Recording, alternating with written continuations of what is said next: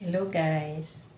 Sa video ito guys, pag-uusapan naman natin yung regarding naman sa inggit at saka selos.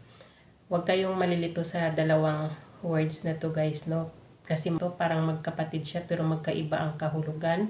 Alam naman natin na itong inggit at saka selos na to ay isang emosyon siya ng tao guys. Itong inggit na to guys, nararamdaman ito natin kapag may mga bagay tayo gusto nating maabot or may mga bagay tayong gusto natin na mapasa atin pero hindi natin nakukuha.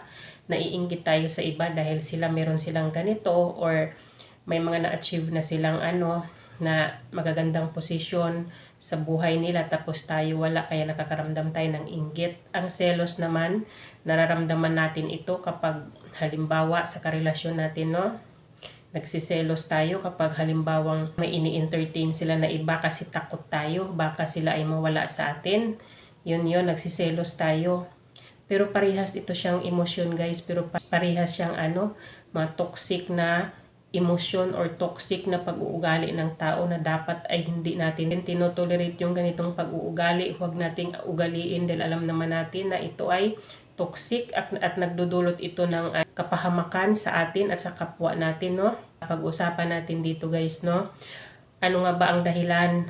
Ano nga ba ang pinag-ugatan ng inggit na to at saka yung selos na to, Kaya tayo naiinggit, Kasi sa kadalasan sa atin kasi sa panahon natin ngayon, talagang maraming mga tao na ganito ang pag-ugali, mga inggitera, inggitero, 'di ba? Mga seloso, selosa.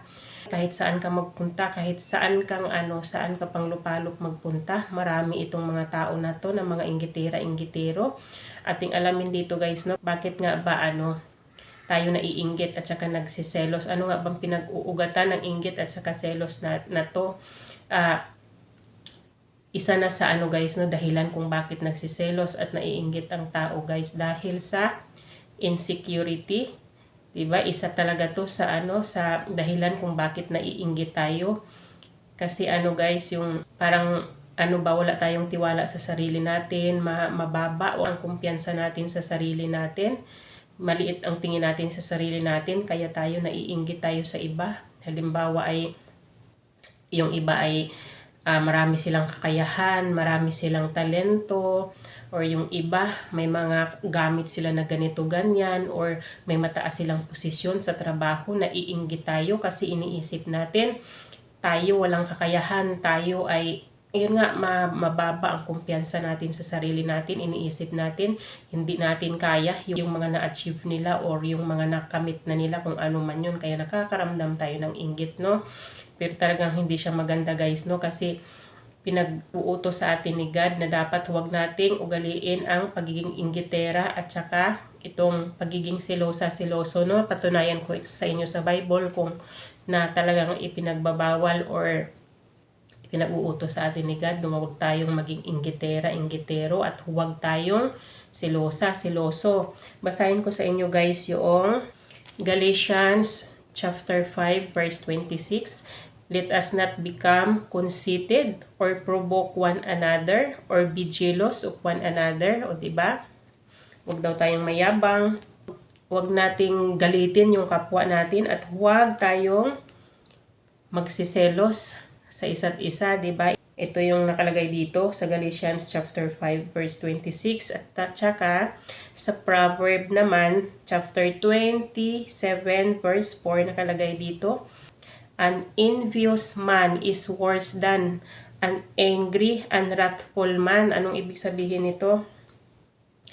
Ito daw mga inggitera at saka inggitero na to, mas masahol pa daw kayo sa mga tao na magagalitin. Alam niyo ba kung bakit?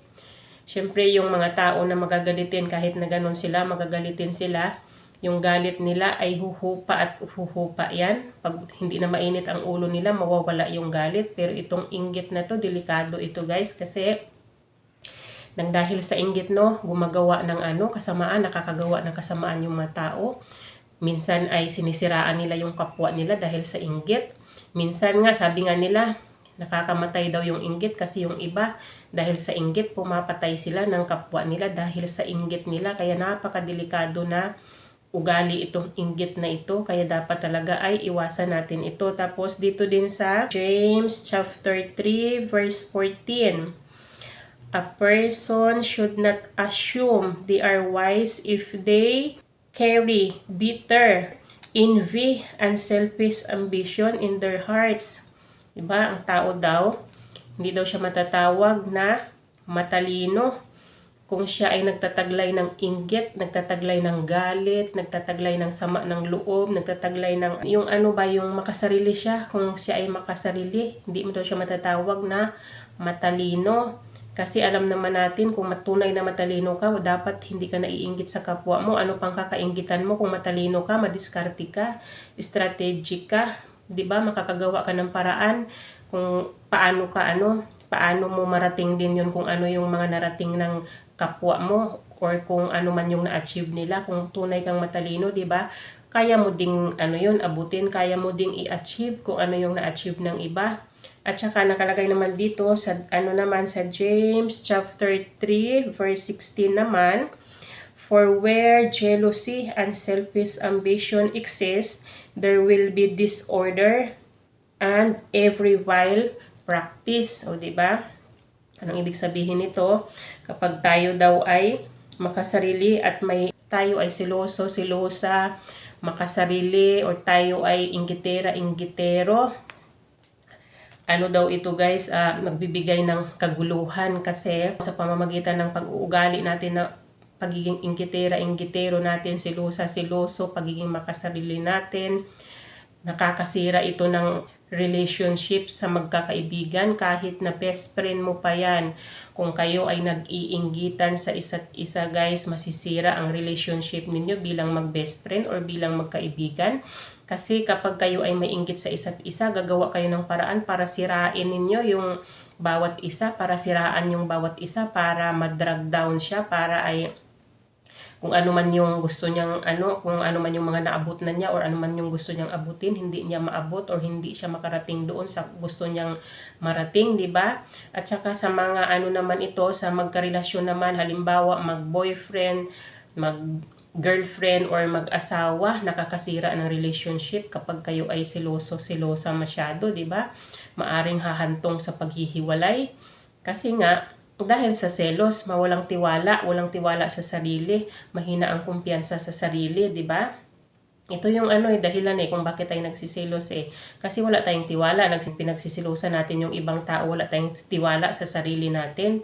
Parang iniisip mo na kayang agawin sa iyo yung halimbawa ka partner mo, di ba? Kung talagang mataas ang kumpiyansa mo or may tiwala ka sa sarili mo na hindi ka kayang ipagpalit or hindi ka kayang iwan ng karelasyon or asawa mo or mo, diba, yung kapartner mo, hindi mo mararamdaman itong selos na to kung talagang malakas yung mo, kung mataas yung self-esteem mo, diba? Kaya talagang maraming hatid na ito guys, pinsala sa buhay natin itong pagiging inggitero, no?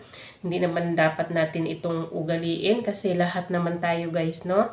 Lahat tayo, pinanganak tayo, may kanya-kanya tayong kakayahan, may kanya-kanya tayong talento, may kanya-kanya tayong diskarte sa sarili natin. Yung iba kasi hindi nila dinidiscover kung ano yung gift nila, kung ano yung kakayahan na meron sila, kung ano yung talento na meron sila. Para din sana, kung meron man silang gustong ma-achieve sa buhay nila, meron silang gustong maabot, no? Maabot nila kung talagang i-discover nyo kung anong nyo, kung anong kakayahan nyo, kung anong passion nyo ba sa sarili nyo para hindi kayo naiinggit sa kapwa nyo. 'Di ba? Tsaka kailangan lang talaga mag-take ng risk para ay kayo din ay maabot nyo rin kung ano yung naabot ng iba, 'di ba? Kaysa naman mainggit, i-build up nyo na lang yung sarili nyo na yung pag-igihan nyo rin ba yung galingan nyo para kayo mag-discover kayo ng ng mga ibang bagay ba, yung mag-aral kayo ng mga ibang bagay, di ba? I-explore nyo yung sarili nyo para hindi kayo naiinggit sa ibang tao, di ba? para kung ano man yung meron ang iba, magkakaroon din kayo. Kaysa mainggit kayo. Kasi yung mga tao na yan, yung mga kinakainggitan nyo, hindi naman siguro madali ang pinagdaanan yan. Diba? Kaya nila narating yung kung ano mang meron sila ngayon dahil din yan sa sikap nila, sa diskarte nila, kung ano man yung mga strategy na ginawa nila. Kaya dapat na lang ay yun ang pagtuunan nyo ng pansin sa sarili nyo, kung paano nyo rin paangatin yung sarili nyo, yung buhay nyo, kung paano mag-level up, hindi yung naiinggit kayo doon sa iba na meron silang ganito, meron silang ganyan, or naabot na nila yung ganito, naabot na nila yung ganyan. Hindi nyo alam kung anong hirap ang dinanas niyan, kung anong mga pinagdaanan nila para maabot nila yung kung ano mang naabot nila, di ba? Hindi naman dapat naiinggit eh. Dapat galingan din natin sa sarili natin, di pa pag-igihan din natin, gumawa din tayo ng hakbang para kung ano man yung nakamit ng iba, ano man yung naabot ng iba, no? Maaabot din natin, makakamit din natin yan kung talagang porsigido tayo. At saka guys, no, paano nyo nga ba malaman sa sarili nyo na kayo ay mga inggitera, inggitero? Malalaman nyo yan guys, no, na kayo ay inggitera at saka inggitero. Kapag ano guys, kapag may mga kakilala or may mga kaibigan kayo, may mga kapamilya kayo, no, na successful na sa buhay nila, pero kayo hindi kayo natutuwa sa pagiging successful nila.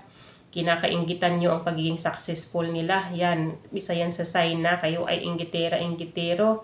At saka, yung natutuwa kayo na, halimbawa, may mga kakilala kayo na, halimbawa, nagnegosyo sila, tapos nalugi, bumagsak yung negosyo nila, or may mga kakilala kayo na yung nag-a-apply ng trabaho, hindi matanggap-tanggap, natutuwa kayo sa ganung pangyayari sa buhay ng ibang tao. Yan ang palatandaan na kayo ay inggitera at saka inggitero, kasi hindi kayo natutuwa sa success ng ibang tao. Patunay lang yan na inggitera at saka inggitero kayo guys kapag ugali nyo yan, no? Kaya dapat lang talaga guys, no, hindi natin ugaliin yung pagiging inggitera, inggitero, silosa, siloso, kasi iyan ay napaka-toxic na pag-uugali ng tao, no? Ang daming pwedeng sirain sa pamamagitan ng pag-uugali na yan. At saka sabi ko nga, nakakamatay ang inggit, nakakamatay ang selos, kaya dapat lang kung tayo ay may ganitong taglay na pag-uugali, no? Unti-unti nating babaguhin, hindi man agad-agad, pero kailangan nating baguhin dahil pinag-uutos sa atin ni God na huwag nating ugaliin ang pagiging inggitera, inggitero, silosa, siloso. Dapat makontento tayo guys kung anong meron man tayo, no? Huwag na tayong mainggit sa iba guys, kasi kung ano man yung mga bagay na meron sila, no? Kung ano man yung mga na-achieve nila, no? Material na bagay lang yan, hindi naman yan pang forever, diba? Temporary lang yan. Kapag tayo ay namatay, hindi natin madadala lahat yan ng mga kung ano man yung mga temporaring bagay na yan. Ang pagtutuunan na lang natin ng pansin, no? Ang gumawa ng tama, di ba? Yung gumawa tayo ng tama na kalugod-lugod sa sa paningin ng Diyos, hindi yung naiinggit tayo sa sa success ng ibang tao, di ba? Yun lang naman guys yung aking masishare sa araw na ito guys. Sana may natutunan kayo sa akin, no? Hanggang dito na lang yung aking video. Bye-bye and God bless you all. Bye-bye everyone!